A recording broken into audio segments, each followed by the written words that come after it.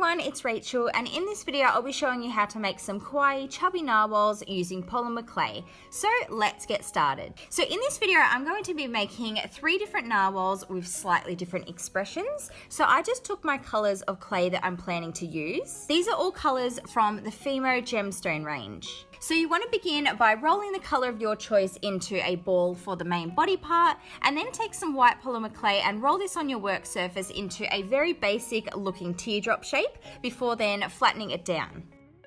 You can see that I was able to remove my clay from my work surface by just gently wriggling my blade under the clay, and then we're going to attach this to the body, and this is going to become the narwhal's belly. So here I'm just positioning it onto the main body and then just making sure it's all the right shape. Next up, I'm moving on to the face. So I've got my dotting tool and I'm just making 2 indents where I would like the eyes to go. I'm then taking some dark brown clay and I'm adding in 2 balls for the eyes.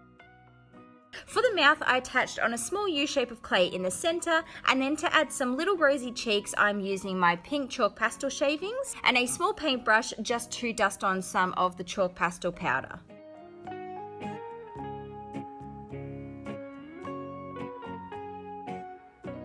Next, to create the tail, take some more of your body colour and flatten it into an oval kind of shape. Then you want to take your needle tool or something similar to create an indent in the centre, and we almost want this to kind of look like a love heart. I'm then making this indent slightly bigger, just using the side of my dotting tool as well. Use a blade to trim off the top part so that you have a flat surface to work with, and then you can attach this onto your narwhal's body and blend down the edges so that it is nice and secure.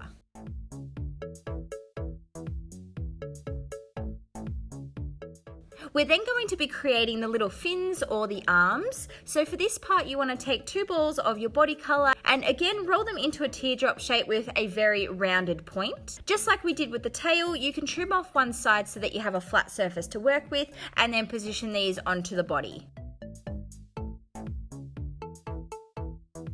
Finally, for our narwhal's horn on top, the base colour that I'm going to be using is gold because I'm adding some glitter later on. So I'm just making that into a teardrop shape and cutting off the wider end and attaching it onto the head.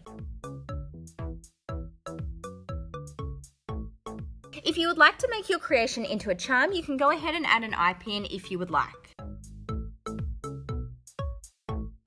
Then, because the other 2 narwhals I'm making have slightly different expressions, I thought I would show you how I did that. So this blue one has a very similar face, but I also added some little eyebrows. And then for the purple narwhal, I'm giving it some little happy squinty eyes. So just like the mouth, I'm using some pieces of brown clay to do this. So now I've finished creating all 3 charms, and it's time to bake your narwhal in your oven according to your package's instructions.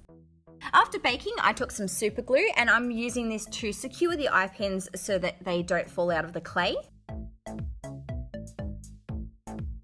I'm then going to be adding some glitter to the narwhal's horns to make them nice and shiny. So here I have 2 different gold holographic glitters, and I couldn't decide which one I'm going to be using, so I'm going to be using both. I poured some UV gel just onto a small sheet of baking paper, and then I scooped in a small amount of each glitter, and I'm just mixing all of this together using a toothpick. To apply this glittery mixture onto the horn, I'm just using my paintbrush that I usually use for resin and pretty much painting it on. Because then of course we used UV resin, I'm going to need to cure this under my UV light.